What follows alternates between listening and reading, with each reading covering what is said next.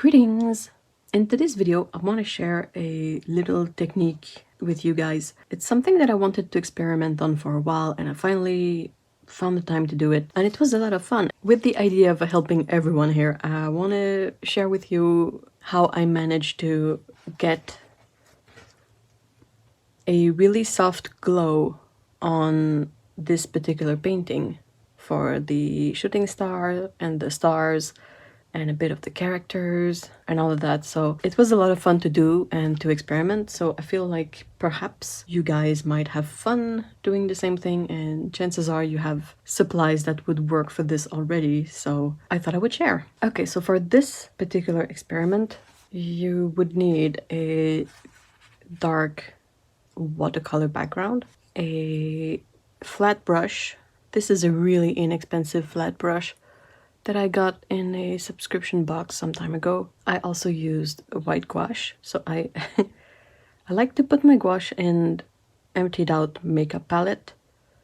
So this one is basically 2 whites and 2 blacks, so that I can have one of them be dirty and the other one be clean.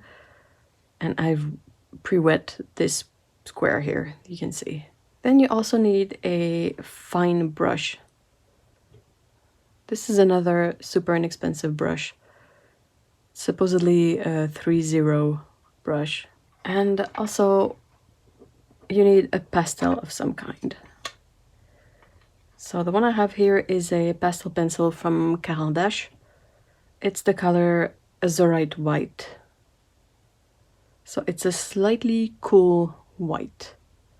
And it's the only pastel I have.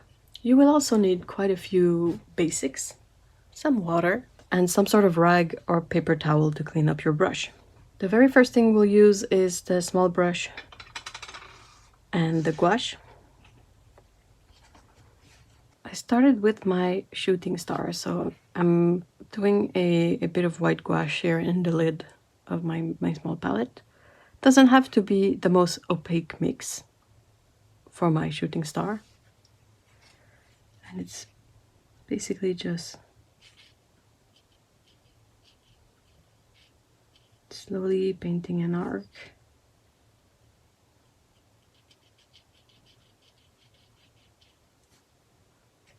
And making the star part just a little bit bigger.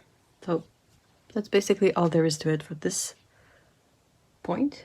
I also painted all the stars by hand. I was worried that if I splattered the stars, you kind of don't have the same level of control over splatters than you do if you paint stars by hand. The advantage of splatters is that it makes for a really fun random pattern if you can do it well, but you risk having stars where you don't want them. This is probably the most time-consuming part of this little project. Since I am using gouache, it looks a lot more opaque when it is wet versus when it dries, but that also allows me to have some more dim stars like in the lighter area and some more opaque, like more white stars in the darker area.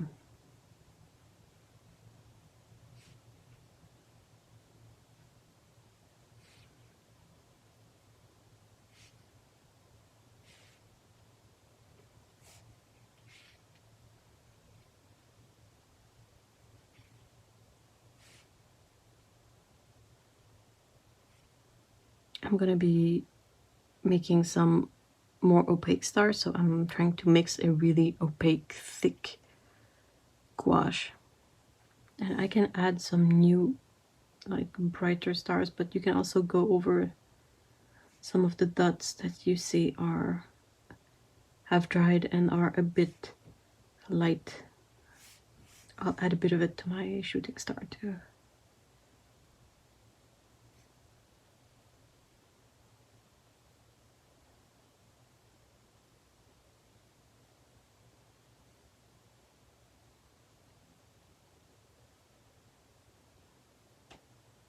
Once I'm happy with the spread of stars, it's important to let the painting fully dry.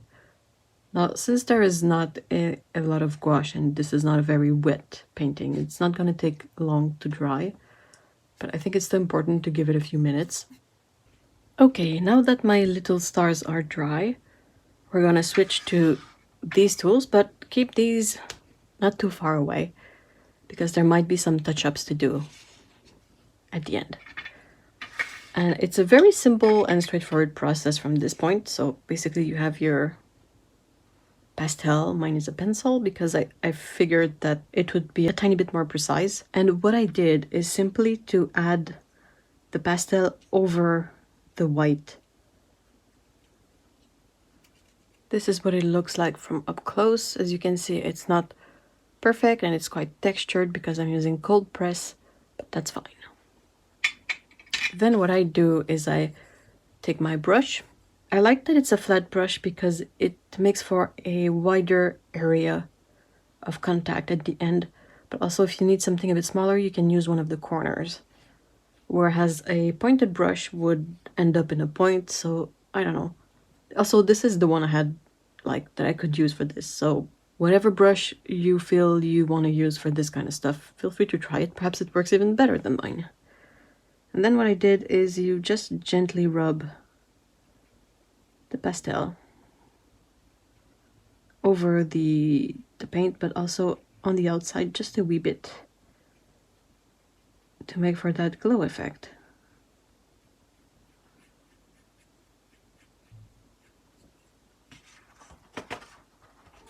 And that's basically all there is to it. Then it's just a matter of repeating these steps until you're happy with the end result.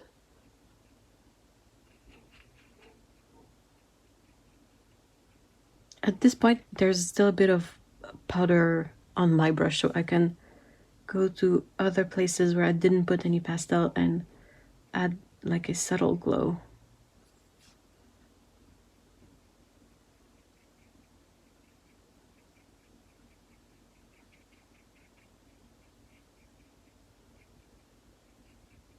And that's basically all there is to it. Now, if you feel like your shooting star is a bit too dim, you can go back with just a bit of gouache on top of the pastel and it shouldn't cause any issue because it's a very, like, small area.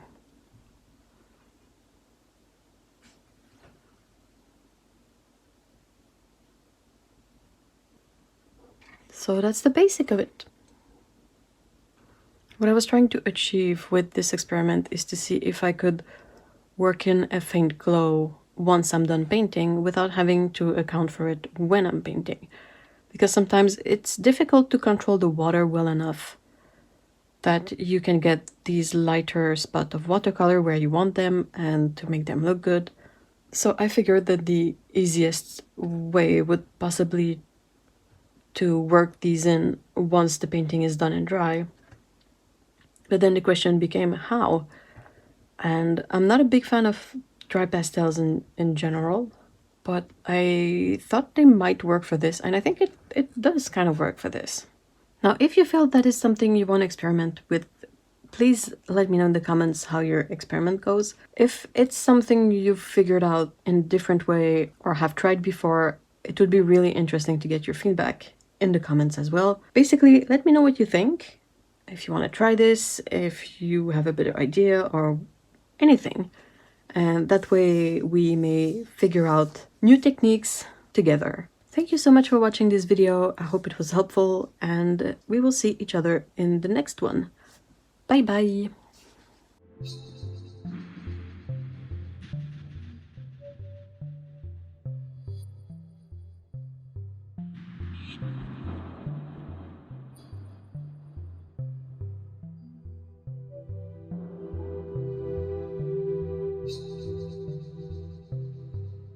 There's a very big cat hair right here. Come on.